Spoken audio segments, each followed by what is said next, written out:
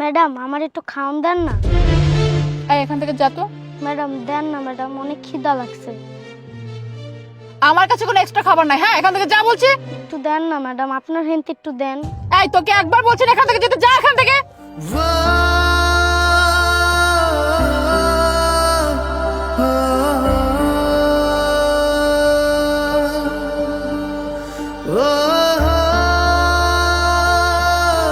Madam আমি এখন আপনার গাড়িটা মুইসা দিছি, আমার এখন একটু খাওন দেন না। এই তোদের মতো ছোট লোক ফকিনীদের জন্য না একটু শান্তিতে খাবার খাওয়া যায় না। খাবার খাইতে গেলে হা করে শুধু তাকায় থাকিস। এই ধর নে, যা এখান থেকে। চত্বশো ফাও জানি কোথাকার। এই দাঁড়া।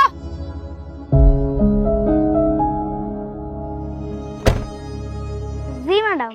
এই তোর না ক্ষুধা লাগছে, তাহলে খাবার নিয়ে ওদিকে কোথায় যাচ্ছিস? ম্যাডাম খিদা তো আমার একলা লাগে নাই, ওই যে একটা হুইল চেয়ারে বসে একটা ব্যাটারে দেখতেছেন না, হে আমার আব্বা। কিন্তু এখানে যতটুকু খাবার আছে তা দিয়ে তো তোদের দুজনের হবে না। হ্যাঁ ম্যাডাম হয়ে যাইব। কি ব্যাপার, তোমার খাওয়া হয়েছে? খেতে আর কোথায় পারলাম বলো?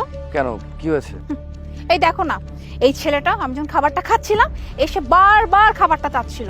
পরে গিয়ে গাড়িটা মুছলো, এসে বললো যে এখন তো খাবারটা দিতে পারেন। পরে কি করবো, বাধ্য হয়ে খাবারটা দিয়ে দিলাম। এই ছেলে, কি সমস্যা তোরা? তুই ওর খাবারটা নিয়েছিস না?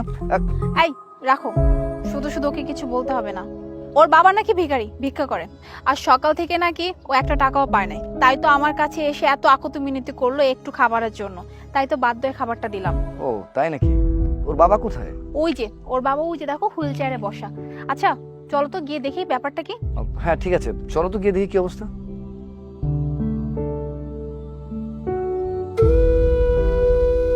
আরে মারুফ বন্ধু, তুই এখানে? আর তোর এই অবস্থা কেন? কেমন আছিস তুই?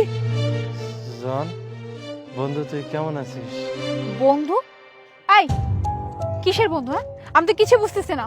মুনা, আসলে তুমি বুঝতে পারবে না, কারণ তুমি ওকে হয়তো চেনো না। মারুফ হচ্ছে আমার ছোটবেলার বন্ধু। তুমি জানো আজকে আমি যে পর্যায়ে আছি, এই সব কিছুর অবদান হচ্ছে মারুফের। একটা সময় ছিল আমার কাছে খাওয়ার মতো কোনো টাকা ছিল না, টাকার অভাবে আমার পড়াশোনা সবকিছু বন্ধ হয়ে যাচ্ছিল। সেই সময় আমার এই বন্ধু আমাকে সাহায্য করেছে, সাহায্যের হাত বাড়িয়ে দিয়েছে বলে আজকে আমি এই পর্যায়ে দাঁড়িয়ে আছি। কিন্তু ভাগ্যের কি নির্মম পরিহাস দেখো, আজকে ওর এই অবস্থা, পঙ্গু হয়ে হুইল চেয়ারে বসে আছে। কিন্তু বন্ধু, তোর এই অবস্থা হলো কি করে? জানি না রে বন্ধু, গত 1 বছর আগে হঠাৎ করে ব্যবসাটা লস খাইলাম। তারপর আস্তে আস্তে শরীরে অসুস্থ হওয়া শুরু হইলো। এখন আর চলবারও পারি না, এইভাবে রাস্তাঘাটে বসে থাকি। কলায় যে দুগ্গা নিয়ে এসে দেয় এই খাই।